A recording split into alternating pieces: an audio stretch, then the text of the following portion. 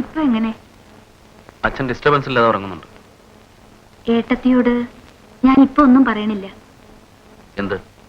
അല്ല, യാത്രയുടെ കാര്യം. ഇന്റർവ്യൂ കഴിഞ്ഞിട്ട് മതിയല്ലേ?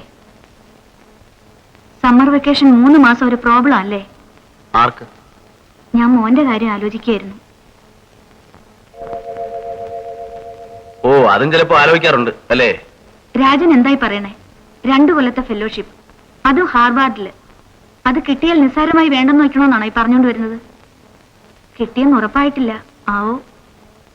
ഇന്റർവ്യൂവിന് വിളിച്ചപ്പോൾ തന്നെ ശാപം തുടങ്ങിയിരിക്കുന്നല്ലോ. ദൈവം കണ്ടു. No, you are mistaken. ഞാൻ എന്തിനു ശപിക്കണം? ഫെലോഷിപ്പ് കഴിഞ്ഞാൽ അവർ അവിടെ തന്നെ ഒരു പോസ്റ്റ് ഓഫർ ചെയ്തെന്ന് വരും. നാളെ അത് ശരിക്കും അർഹിക്കുന്നു. MSc first class first rank, 2 കൊല്ലത്തെ research experience, brilliant records, brilliant. ഇനിയും ഒരുപാട് നേട്ടങ്ങൾ ഉണ്ടാവട്ടെ. അപ്പോഴേക്ക് രാജന് പറ്റിയ വല്ല പോസ്റ്റും അമേരിക്കയിൽ കിട്ടിയാൽ വരാമല്ലോ. എത്ര ആളുകൾ അവിടെ സെറ്റിൽ ചെയ്ത് സ്ഥിരതാമസമാക്കുന്നുണ്ട്. എനിക്കിപ്പോഴുള്ളതൊക്കെ ധാരാളം മതി. വളരെ പരിമിതമാണ് മോഹങ്ങൾ. ആഗ്രഹിച്ചതിലധികം കിട്ടിയെന്ന് പലപ്പോഴും തോന്നിയിട്ടുണ്ട്. അസിസ്റ്റന്റിന്റെ പണിക്ക് വന്ന ആളെ ഓഫീസറാക്കിയതിന് മരിച്ചുപോയ എന്റെ അച്ഛനെ ശപിക്കുന്നില്ലല്ലോ. അത് അച്ഛന്റെ ഗ്രേറ്റ്നെസ് ആയിരുന്നു. ആളുകളെ അളക്കാൻ അച്ഛന് കഴിയും. അളവും പിന്നെ കണക്കും. കണക്ക് കൂട്ടുന്നതിലായിരുന്നു കൂടുതൽ വൈദഗ്ധ്യം.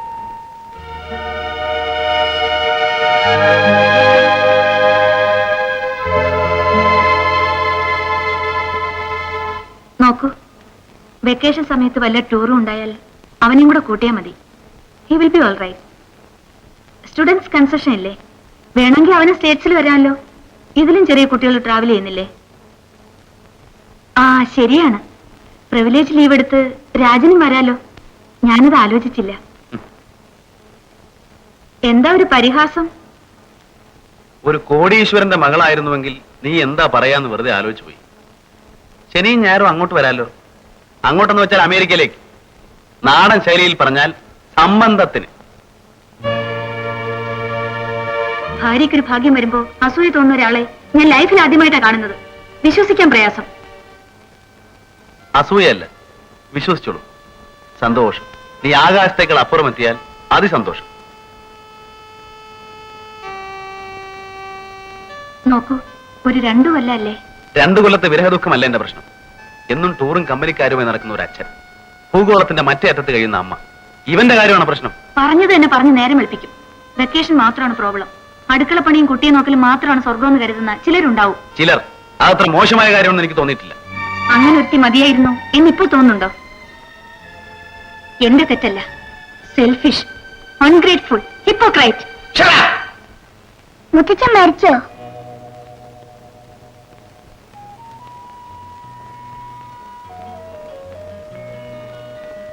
മോൻ ഉറങ്ങിക്കോ.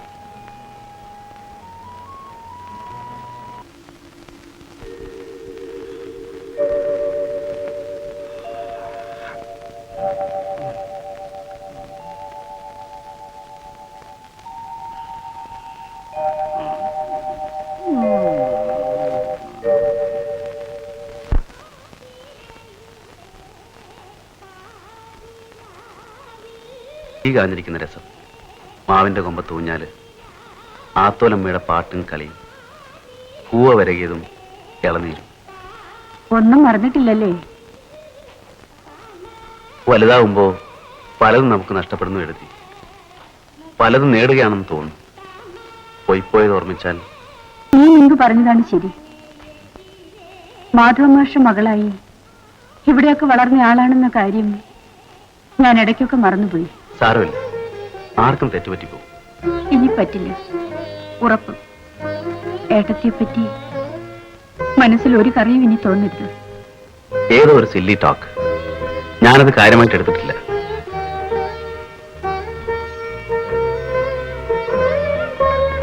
നമ്മളൊക്കെ പലതരം ഭാരങ്ങൾ ചുമക്കുന്നു. ഞാനും വളരെ അപ്സെറ്റാണ് ഇടയ്ക്ക്. എല്ലാവർക്കും ഉണ്ട് പ്രോബ്ലംസ്. നിനക്കും? നളിനി അടുത്ത് അമേരിക്കയ്ക്ക് പോകുന്നു. 2 കൊല്ലത്തെ ഫെലോഷിപ്പ്. 2 ചിലപ്പോ 3, 4 ആകാം. പിന്നെ ഗ്രീൻ കാർഡ്, യെല്ലോ കാർഡ്, അവളെന്തൊക്കെയോ ചില നിയമങ്ങളൊക്കെ പറയുന്നത് കേട്ടു. അപ്പോൾ ബാബു എന്റെ കൂടെ. ആരോടും പരാതിപ്പെട്ടിട്ട് കാര്യമില്ല. അവളുടെ കരിയറാണ്. എന്റെ ഫേറ്റും. എന്തിന്റെ കുറവാണല്ലോ എനിക്ക് ഇവിടെ നിന്നാൽ? കുറവ് ഏട്ടത്തിക്ക് എന്തിന്റെ കുറവായിരുന്നു? വലിയ പൊസിഷനിലുള്ള ഭർത്താവ്, മിടുമിടുക്കത്തികളായ 2 കുട്ടികൾ, സൗകര്യങ്ങൾ, പണം. എന്നിട്ടും എപ്പോഴൊക്കെയോ അസംതൃപ്തി തോന്നി, ഇല്ലേ?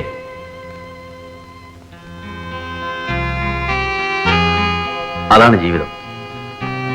സ്വർഗത്തിൽ നിന്ന് പുറന്തള്ളപ്പെട്ട ശേഷമേ മനുഷ്യൻ സ്വർഗത്തെ മോഹിച്ചു പറയാറുള്ളൂ.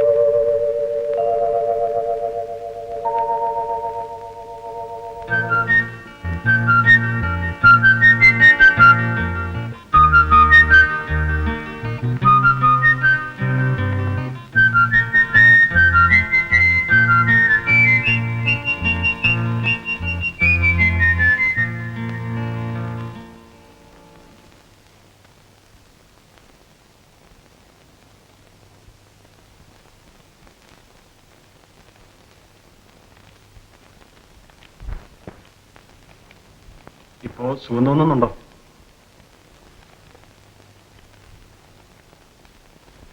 ആ ഉണ്ണി വരൂ, വന്നോളൂ.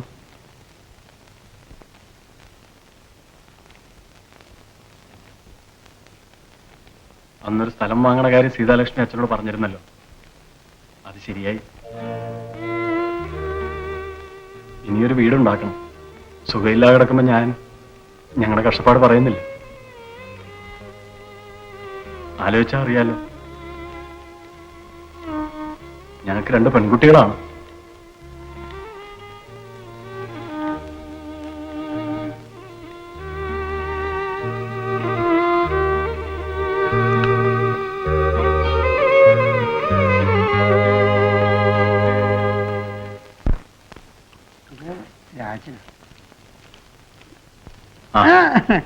ഇത് രാജനാ, കടുപ്പ് ഇത്തിരി കൂടുതലാ, അകത്ത് കൂട്ടി വെച്ചിട്ടുണ്ട്. ഞാൻ പോകാൻ നോക്കുക. തന്റെ കണക്ക് ശാസ്ത്രം കേട്ട് കാത്തു നിന്നാലേ ഇപ്പൊ തന്നെ എല്ലാം തെറ്റി. അതപ്പൊ നന്നായത്. ശാസ്ത്രപ്പാരം കാണുന്നത് ഞാൻ പറയണം. താൻ വലിയൊരു എക്സ്പെർട്ട്. പോണോ അവിടുന്ന്? പിന്നെ നിങ്ങളുടെ സൗകര്യത്തിന് മാഷിയം കൊന്നുതരണം. അതപ്പൊ നന്നായത്. വേഗം പുറപ്പെടാന്നോ? ഇനി ഇവിടെ കാത്തു കെട്ടി നിന്നിട്ട് എന്താ കാര്യം? ഇപ്പൊ പോയ ട്രാൻസ്പോർട്ട് കിട്ടും. ഏട്ടത്തെയും കുറച്ചു കഴിയുമ്പോ പുറപ്പെടാറായി. നമ്മളെ വിട്ടിട്ട് പോകാൻ പറയാം. അവർക്കതൊരു വലിയ വളവല്ലല്ലോ. കാറിലല്ലോ എന്നും നമ്മുടെ യാത്ര. നീ വേഗം റെഡിയാവുന്നുണ്ടോ? എങ്ങനെ പോയാലും ഡിന്നറും തേങ്ങാക്കൊലും എല്ലാം കഴിഞ്ഞേ നമ്മളവിടെ എത്തൂ. നാശം. എന്നോട് എന്തിനാ അതിന് ചാടി കയറുന്നത്? മനുഷ്യാവസ്ഥയല്ലേ, അങ്ങനെയൊക്കെ വരും. എല്ലാവർക്കും ഞാനൊരു നിസാരന് ഇവിടെ. നിനക്കും നിന്റെ ഏട്ടനുണ്ടല്ലോ, ആ പ്രമാണി, അയാളുടെ ഭാവം എന്താ? ഇതൊക്കെ ഒന്ന് കഴിയട്ടെ, ഞാൻ വെച്ചിട്ടുണ്ട്. ഒരു കാശുകാരന്റെ മോളെ കിട്ടി 4 മുക്കാല് കണ്ടപ്പോ അയാളുടെ ഭാവം എന്താ? ഞാനൊക്കെ വെറും കൃമി, അയാളൊരു ചറ്റ. നിന്റെ അച്ഛൻ അതിലേറെ വലിയ ചറ്റ. നിങ്ങളുടെ തറവാട്ടുകാർ മുഴുവൻ കൂടി ഞങ്ങളുടെ രോഗത്തിന്റെ വിലയില്ല. ചിലക്കാണ്ട് ഒരു ഭാഗത്തിരിക്കാൻ നല്ലത്. അധികം പറഞ്ഞാ ഞാൻ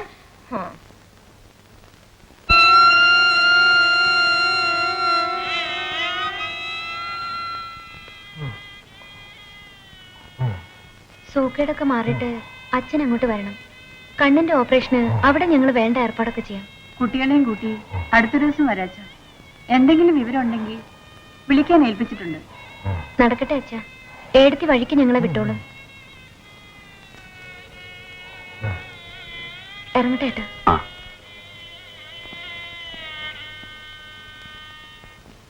പ്രത്യേകം ശ്രദ്ധിക്കണം കേട്ടോ. വാ നടക്ക, ചില്ലറയില്ല. ഇനി വരുമ്പോഴാവട്ടെ. അതപ്പൊ നന്നായത്. അല്ല അലിയെ നല്ലൊരു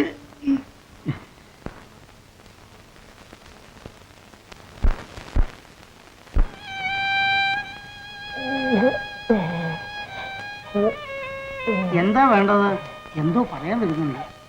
അച്ഛൻ സംസാരിക്കാൻ ശ്രമിക്കണ്ട, അനങ്ങാതെ കിടക്കും. ഇപ്പൊ കുറച്ച് സുഖമുണ്ടല്ലോ. ഞാനൊന്ന് പുറത്തുപോയി വന്നാലോ? പോയാ പിന്നെ കുടിച്ച് ബോധമില്ലാതെ കിടക്കണോടത്തുനിന്ന് നിന്നെ താങ്ങിക്കൊണ്ട് വരേണ്ടി വരും. എപ്പോഴേക്കും പോകണ്ട. പോയവരുടെ കയ്യിൽ നിന്ന് എന്തോ ചില്ലുവാനം കിട്ടിയിട്ടുണ്ടല്ലോ, അതിന് വെപ്രാളമാണിത്. പോയി അടക്കളപ്പണി ഓടി ഉണ്ടെങ്കിൽ നോക്ക്. അകത്ത് സഹായത്തിന് ഇപ്പൊ ഒരാളും ഇല്ലല്ലോ, അതാണൊരു വിഷമം.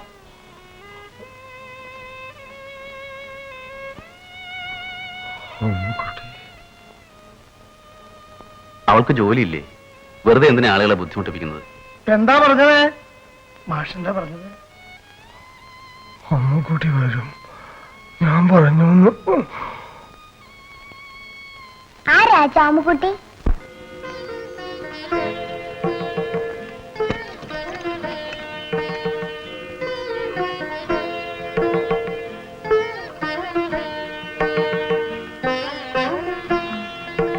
അച്ഛനേരെ കണ്ടിട്ട് കുറെ കാലമായല്ലോ.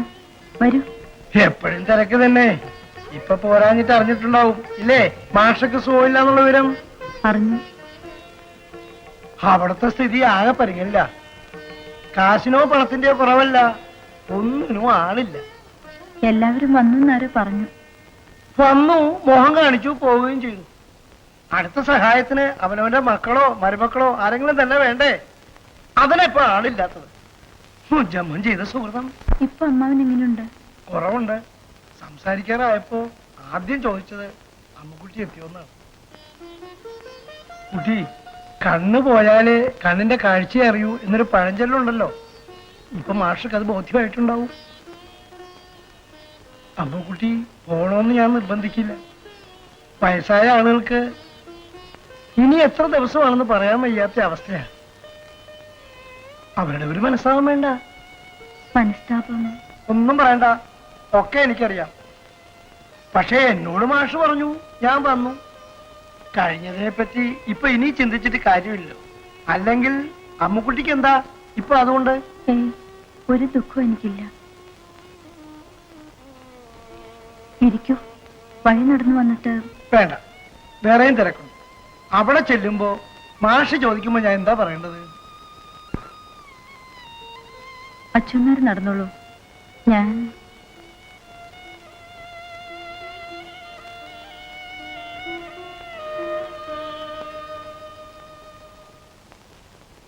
എനിക്കും അവിടെ ചില അത്യാവശ്യ ജോലികളുണ്ട്. സൗകര്യം പോലെ പിന്നെ പറയും. ഞാനൊന്ന് പോയിട്ട് വരാം. അവനിവിടെ നിൽക്കുകയാണത്രേ. ഞാനിപ്പോ പോകുന്നില്ല, എനിക്ക് തിരക്കില്ല, ലീവുണ്ട്.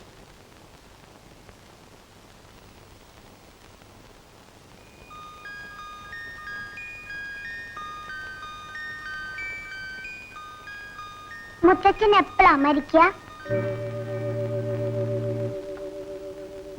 വാടവിടെ.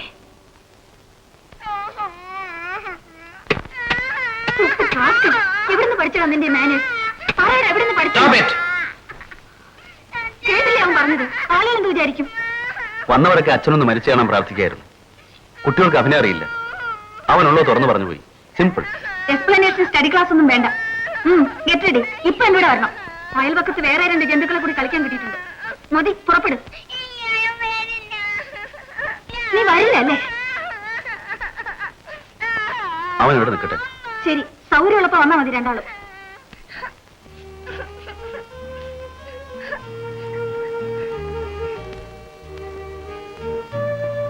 കാറ് തിരിച്ചയക്കണോ? വേണ്ട. പിന്നെ എന്റെ യാത്രയെപ്പറ്റി ആലോചിച്ച് വെറുതെ വിഷമിക്കരുത്. ഇല്ലാത്ത പ്രോബ്ലംസ് ഒക്കെ വെറുതെ സങ്കല്പിച്ചുണ്ടാക്കും. അതാണ് സ്വഭാവം. ഓൾ ഫോർ ദ ബെസ്റ്റ് എന്ന് കരുതിയാൽ മതി. ആദ്യം ഈ ഇന്റർവ്യൂ കഴിയട്ടെ. Wish me good luck. Good luck. Thank you.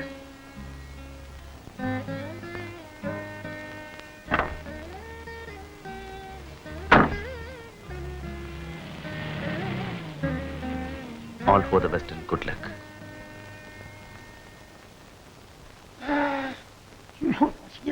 ഉടനെ എത്തിക്കത്ര ശരിയാവില്ല.